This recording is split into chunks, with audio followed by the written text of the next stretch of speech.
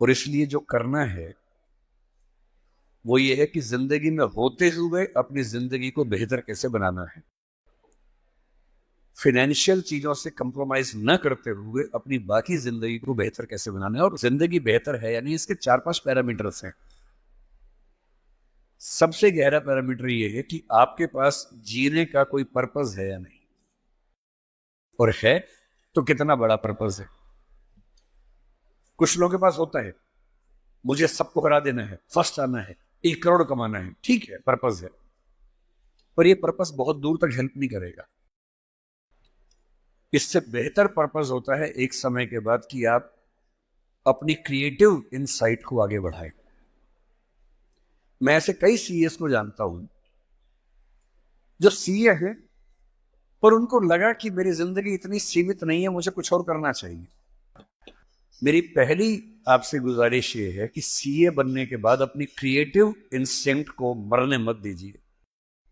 कुछ क्रिएटिव, कुछ भी हो, वो क्रिएटिव हो सकता है कि आपको पेंटिंग करना पसंद हो, आपको पोएट्री पसंद हो, आपको फिल्म बनाना पसंद हो, फिल्म देखना पसंद हो, कुछ ऐसा।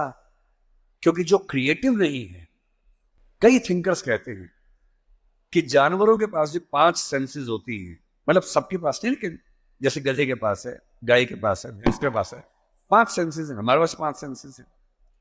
तो वो कौन सी चीज है जो मनुष्य को उनसे अलग करती है? तो वो क्रिएटिव सेंस है। और जिसने अपनी क्रिएटिविटी को ही मार दिया, फिर वो तो एक मशीन है, फिर काहे का इंसान है।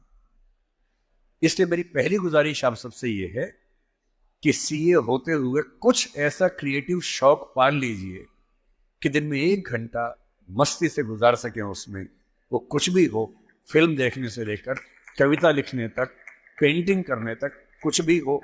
गाना हो, गाना सीखिए, सिंगिंग सीखिए, इस उम्र में सीखिए, तबला बजाना सीखिए, हारमोनियम सीखिए, गिटार सीखिए। कुछ ऐसा जो करते हुए डूब जाने का मन करे। बस कुआं खोदना मत सीखना, उसमें डूब गए तो मुश्किल हो जाएगा। बाकी कुछ भी जिसमें आपको मजा आता हो सीखिए। और इसी जद्दोजहद पर एक शायर ने, कृष्ण बिहारी नूर ने, कितनी सुंदर बात लिखी, वो सुन के हिल जाएंगे आप। लगता है कि हम सबकी जिंदगी का स्कैन, एक्सरे निकाल दिया हो। उसने कहा, इतने हिस्सों में बट गया हूं मैं, कंपनी, क्लाइंट, परिवार, बच्चे, स्कूल, ये सारा ठिकाना, इतने हिस्सों में बट गया हूं मैं, मेरे हिस्से में कुछ बचा ही नहीं। जिंदगी से बड़ी सजा ही नहीं, और जुर्म है क्या पता ही नहीं। तो जब जिंदगी के अपने हिस्से आप बांट रहे हो सबके लिए, हो सके, मैं तो करता हूं रोज, हो सके तो रोज कम से कम आधा या 1 घंटा सिर्फ अपने लिए रखना है, जिसको मी टाइम कहते हैं आजकल के लोग। वो मी टाइम कैसे आ सकता है?